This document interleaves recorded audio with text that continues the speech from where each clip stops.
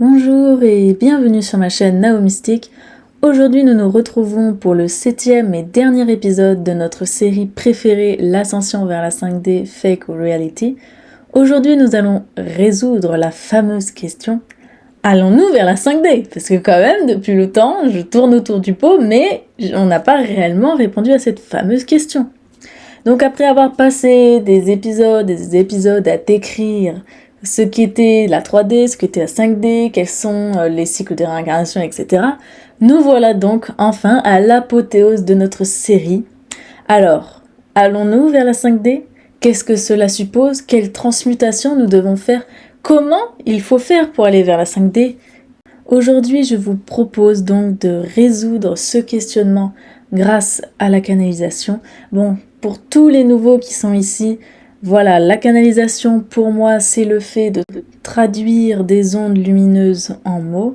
Donc comment je fais cela? Je me connecte à la pure lumière, je me mets dans une forme de méditation et je modifie mon état fréquentiel, donc si ça peut se calculer en hertz si vous voulez. Et ainsi, je reçois des messages, donc des êtres ascensionnés, des anges, des archanges, de toutes ces entités qui nous entourent et qui sont là pour nous guider vers de nouveaux horizons, si on peut dire ça comme ça. Ainsi, il faut savoir que toute cette guidance passe à travers mon filtre, donc bien sûr, elle passe à travers donc mon vocabulaire, mes croyances du moment, etc. Donc bien sûr, je vous demanderai de toujours garder du discernement et vis-à-vis de tout ce que je pourrais vous transmettre. Donc, ceci étant dit, je vous propose de démarrer le premier message dans un instant.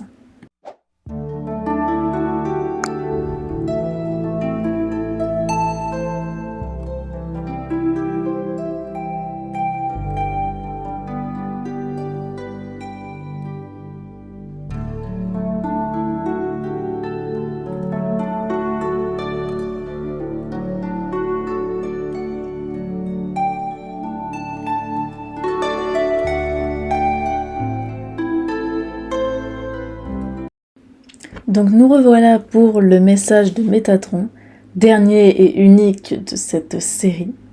Alors j'espère en tout cas que cette série vous a plu autant qu'à moi. Et enfin, voilà, faut qu'on y aille, je sais, mais bon, voilà.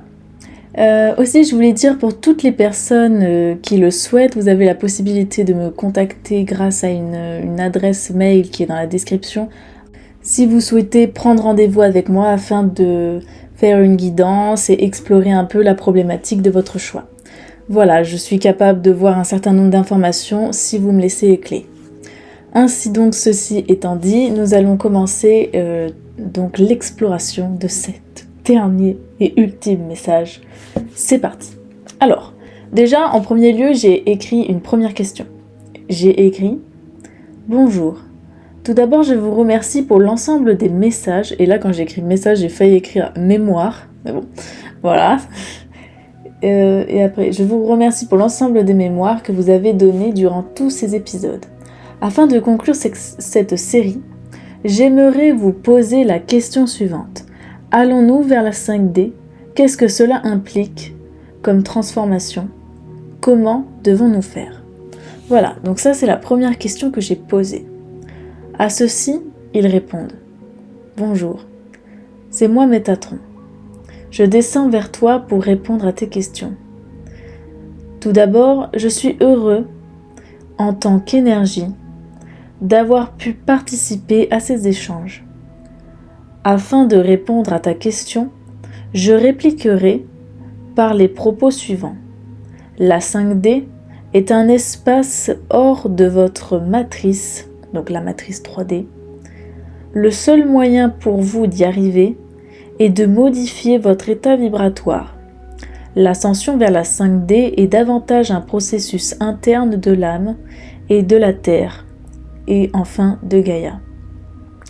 Afin de pouvoir atteindre cette dimension, vous avez plusieurs possibilités. Tout d'abord, vous pouvez quitter le dôme et puis vous réincarner en 5D, ou alors vous pouvez participer à l'élévation du collectif, à l'élévation des ondes et des fréquences de Gaïa, en modifiant votre propre état de fréquence. Gaïa est comme vous, de la lumière, dont la forme est mouvante.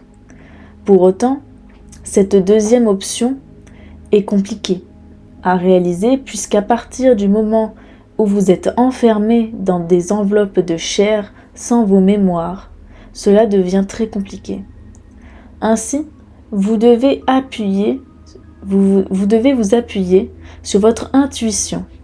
C'est votre propre guidance divine, le métronome qui permet de calibrer l'essence du bien et du mal en vous. Être en 5D ne voudra pas dire que vous serez libéré, entre guillemets, du péché. Cela veut plutôt dire que vous aurez plus de conscience de votre divinité et que les transmutations énergétiques seront plus fortes et flagrantes.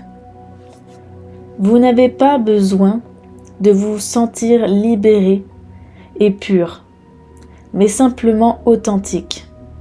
Cette vibration est la plus haute et c'est celle-ci qu'il vous faut atteindre pour arriver en 5D. Paix et bénédiction sur vous, Métatron. Alors, je vais revenir sur le message qui a été énoncé ici. Tout d'abord, comme on l'a évoqué dans les derniers épisodes, nous sommes sur une matrice en 3D, donc sur Gaïa, et nous sommes sous un dôme. Et la 5D, c'est un peu le monde en dehors de notre dôme. Et bien sûr, ce monde en dehors de notre dôme n'est pas situé sur la même strate fréquentielle que nous. Ainsi, si on veut s'y rendre, nous devons forcément nous adapter en fréquence. Sinon, nous ne pourrons pas y aller.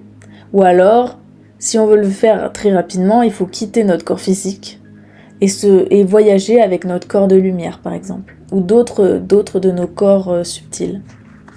Donc là, ça, c'est une première possibilité. Mais nous, ce qui nous intéresse, c'est aller vers la 5D avec notre corps physique. Pour cela, il explique que, il n'y a pas 36 solutions. Soit on quitte ce corps qu'on a et on se réincarne dans un autre corps en 5D.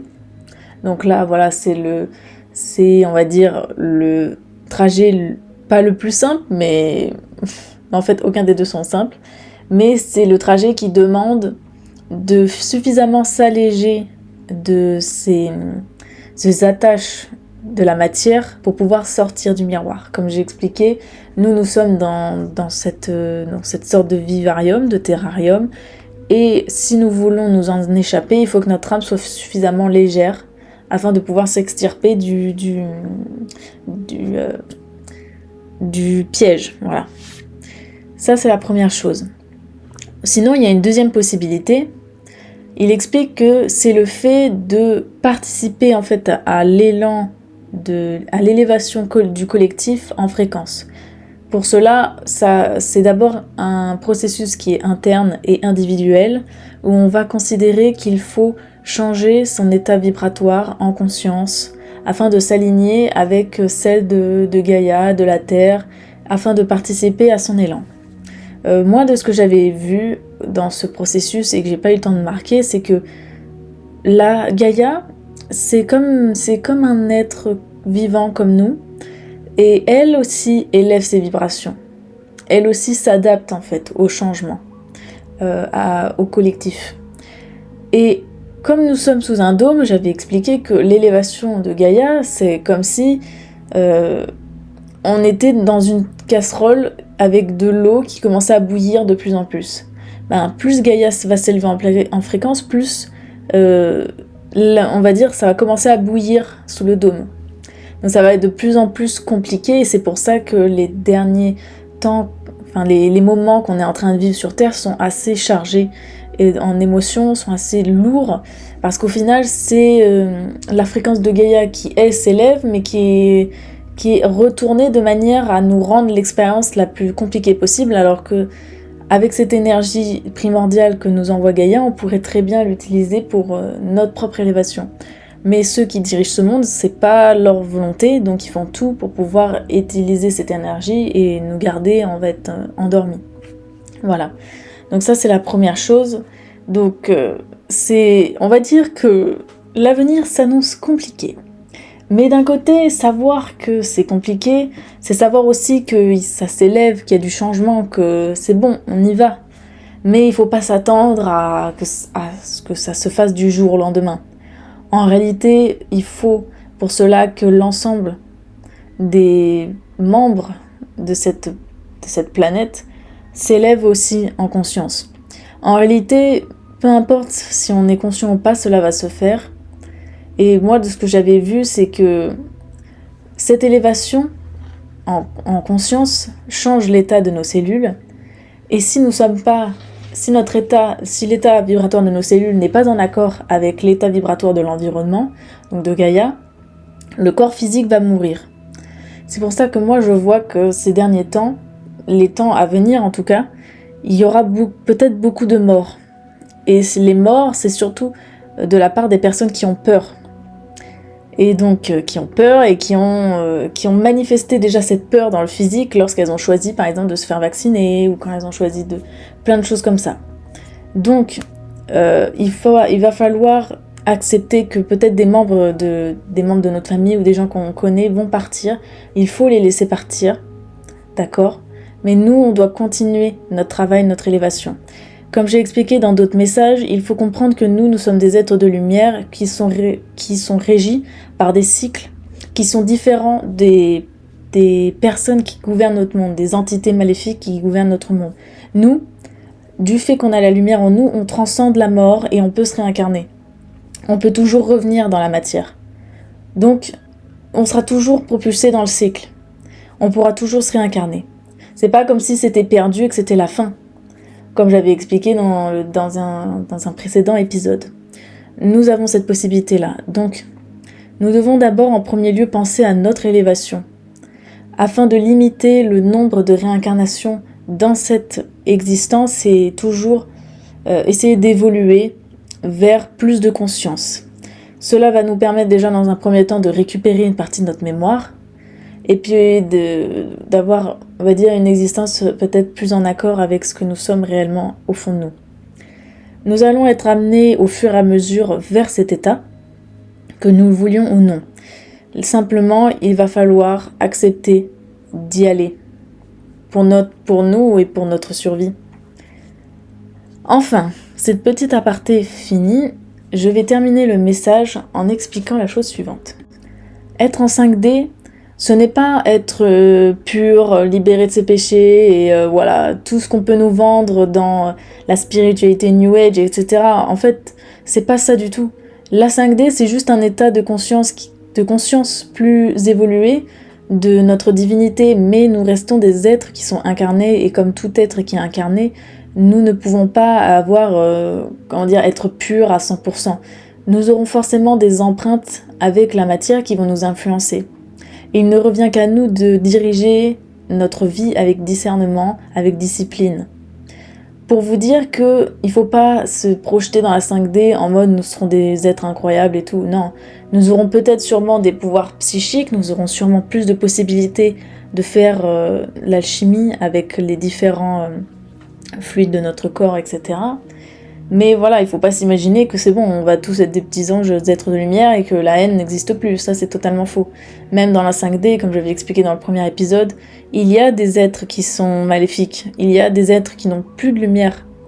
Voilà, c'est tout. Mais d'un côté, ils sont là et on a besoin d'eux également pour notre avancée. Donc il faut lâcher prise et accepter cela.